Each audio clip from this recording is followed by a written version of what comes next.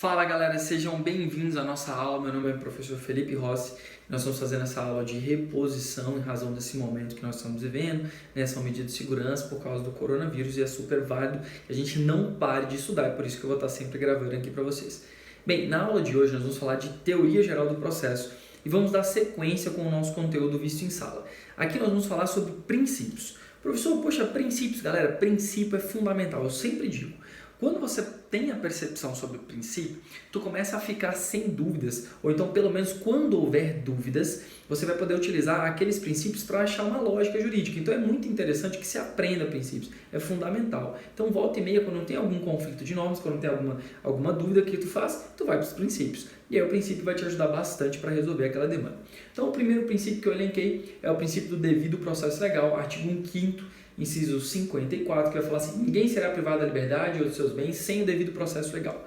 Pensa no jogo de futebol. Tem como você fazer gol com a mão no futebol? Quer dizer, pegar a bola, colocar embaixo e, puf, jogar? Não, porque existem regras. Então, regras a serem seguidas, regras procedimentais para que aquilo ali seja validado, para que aquilo ali possa produzir seus efeitos. De igual forma, o processo, o devido processo legal, é justamente a hipótese de determinar quais são os procedimentos para que ao final eu chegue a uma sentença. Então, devido processo legal, ele vai ter essa vertente sobre as regras do jogo. Esse é o bizu para tu lembrar de devido processo legal. Mas mais que isso, professor, se tem a regra do jogo, o juiz não pode aceitar um gol daquele. Quer dizer, então veja, essas modalidades, essas regras também limitam o poder do Estado, quer dizer, ele não pode agir de forma arbitrária porque existem regras a serem seguidas. Então, essa é uma importância do devido processo legal, que é a mitigação, a limitação do poder estatal. Bem, e aí a gente coloca assim no artigo 126 do Código de Processo Civil, que diz: o juiz não se exime de sentenciar ou despachar alegando lacuna ou obscuridade da lei.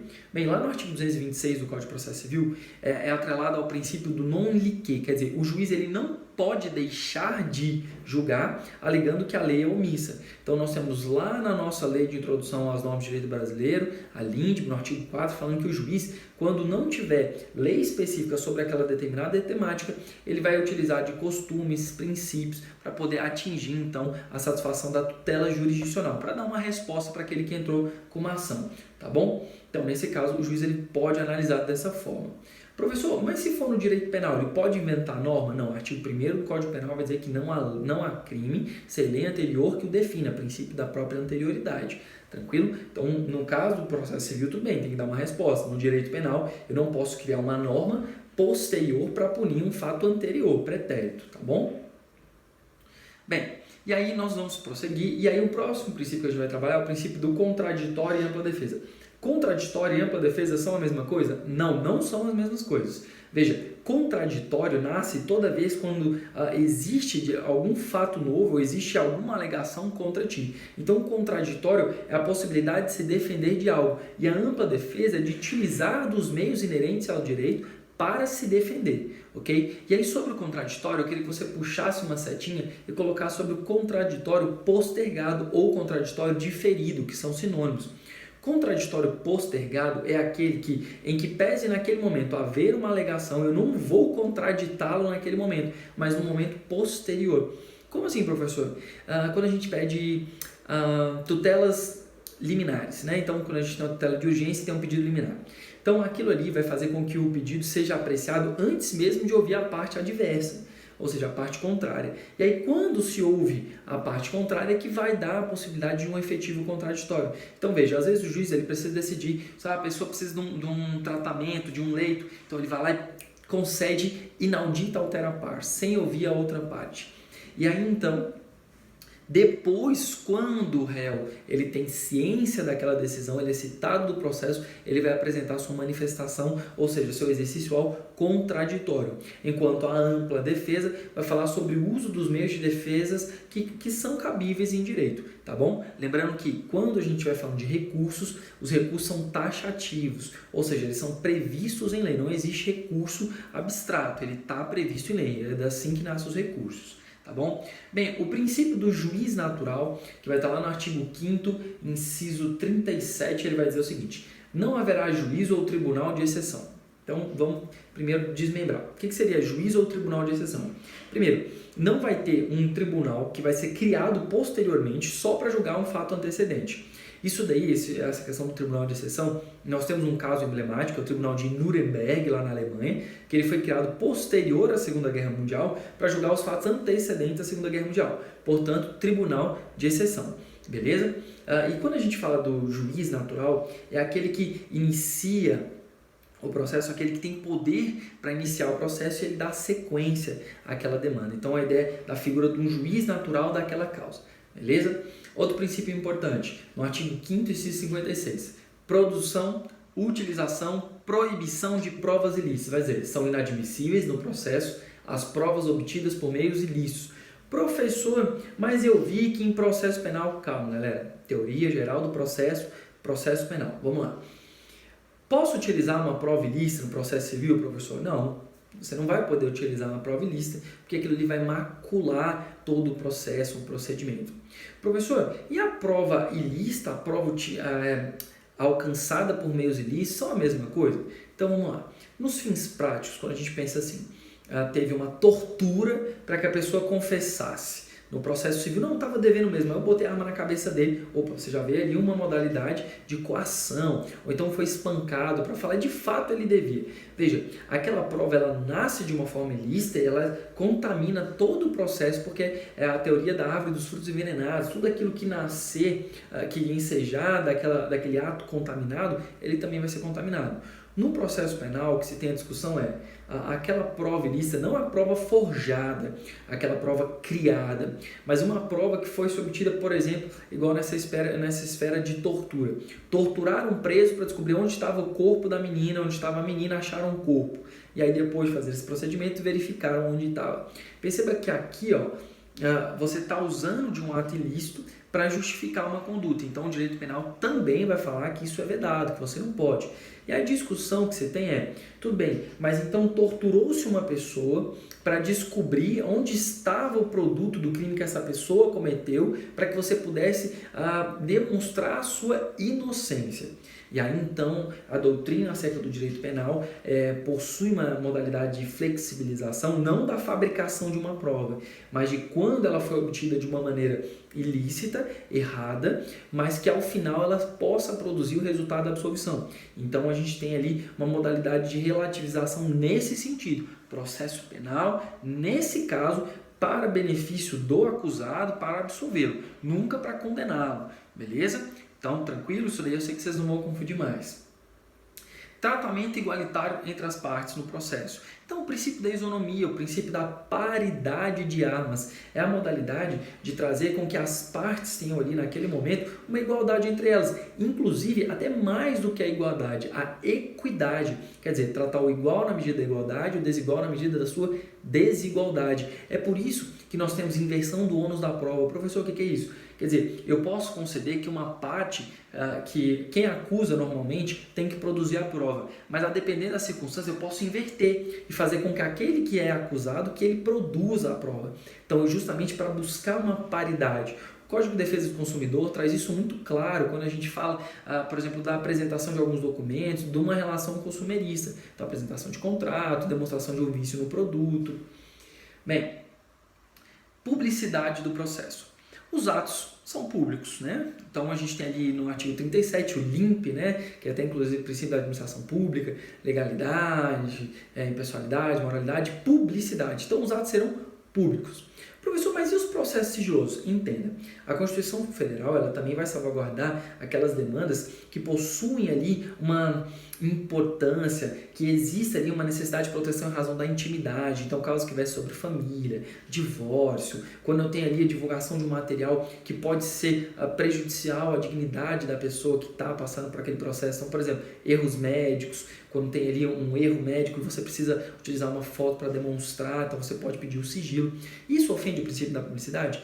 Não, galera, não ofende o princípio da publicidade. Por quê? Porque aqueles atos eles vão ser públicos para aquelas pessoas que estão inerentes ao processo. Então, os advogados, as partes vão ter acesso. Agora, a grande massa, nesse caso, é que não vai ter acesso, justamente porque possui um interesse público ali, tá bom? O princípio da razoável duração do processo. Então, também está previsto no artigo 5º, ele vai estar com a seguinte redação. Todos, no âmbito judicial e administrativo, são assegurados, a todos, né? São assegurados razoável duração do processo, meio que garanta a celeridade e de sua tramitação.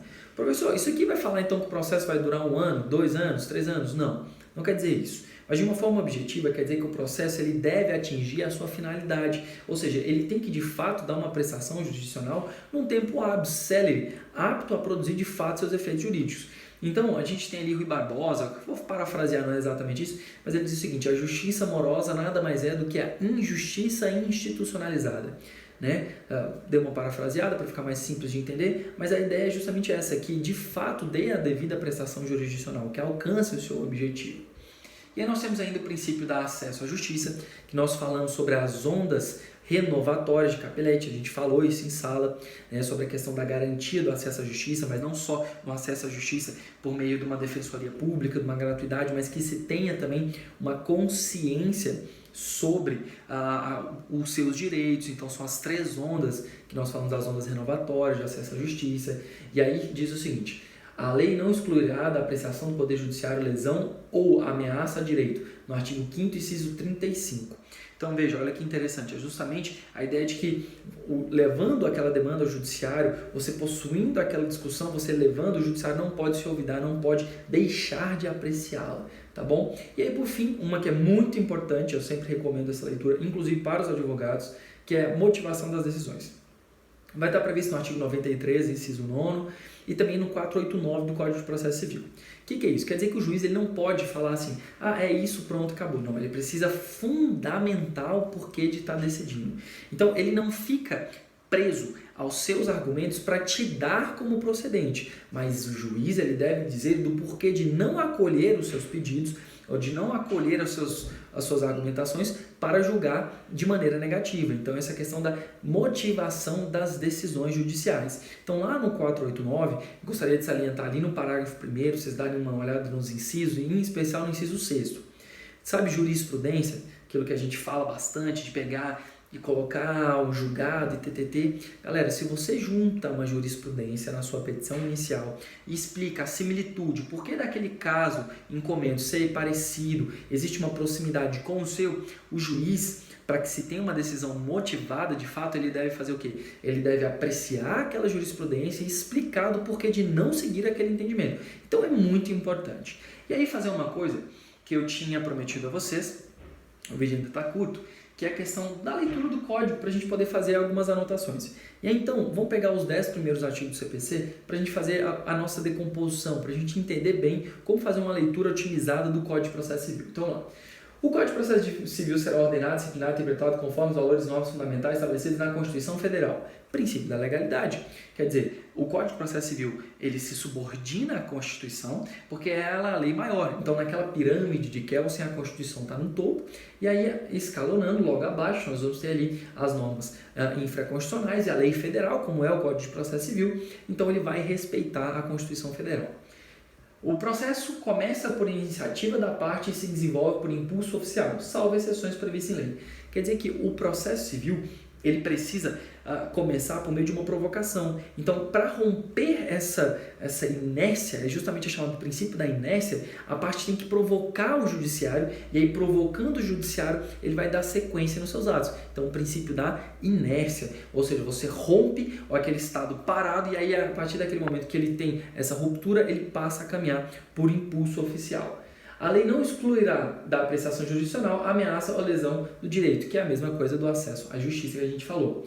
Aí olha só, parágrafo 1º, é permitida a arbitragem na forma da lei. Lembrando, a arbitragem é uma modalidade de heterocomposição, pois existe um julgador que vai analisar o seu pedido, então é uma heterocomposição. O título, ou seja, aquilo que tiver como resultado uma sentença arbitral, é um título executivo judicial, que você vai poder executar na justiça.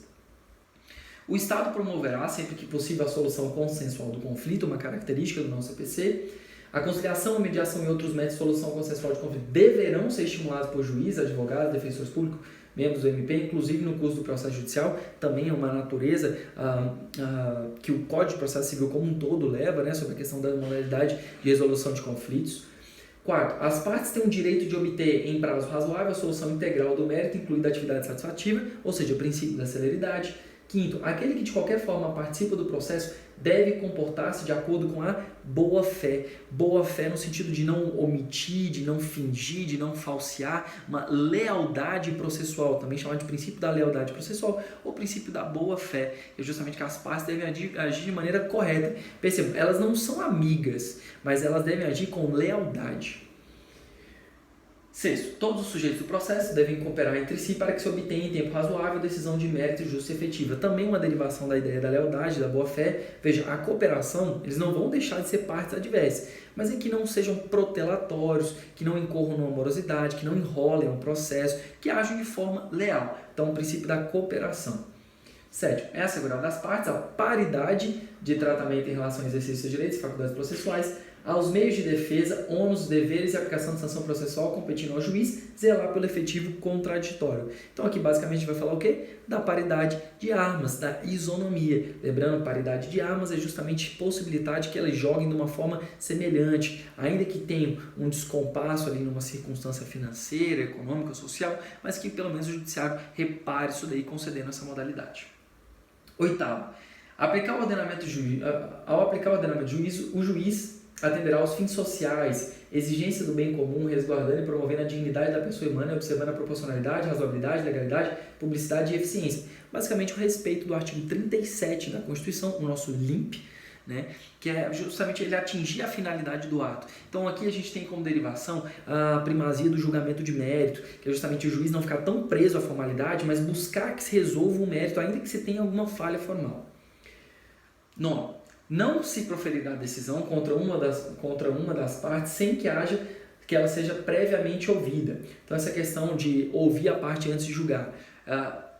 Essa ideia ela vai trazer algumas excepcionalidades, que é no caso de tutela provisória de urgência, hipótese de tutela de evidência, e quando a gente vai falando de algumas excepcionalidades por urgência da própria circunstância. Então imagina o seguinte, isso implica dizer que a regra geral é que a parte vai ser ouvida antes do juiz findar aquela intenção, aquela decisão. Agora existem algumas excepcionalidades. Aqui não traz, mas a gente tem o julgamento a improcedência liminar do pedido, quando vai contra uma súmula, o entendimento pacificado no entendimento por meio de um incidente de demanda repetitiva ou por recursos repetitivos, quer dizer, o STJ, o STF já sedimentou aquele interesse, aquela matéria, e aí de forma reiterada puxou para um incidente, então unificou, padronizou aquele entendimento, e as tutelas de urgência, existe uma urgência, não consigo esperar ouvir a outra parte para conceder. Então, por exemplo, alimentos provisórios para uma criança que está passando fome, um leito de um doente que precisa de algum local, tá bom?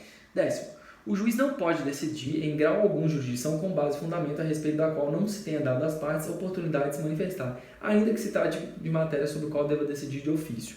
Isso daqui é um princípio recente, inovador, chamado de princípio da vedação surpresa. O juiz ele tem que conceder à outra parte a oportunidade para ela se manifestar, ainda que no momento posterior, como a gente falou aqui, mas que ela possa se manifestar antes que ele chegue ao fim a decidir, sem dar esse devido contraditório.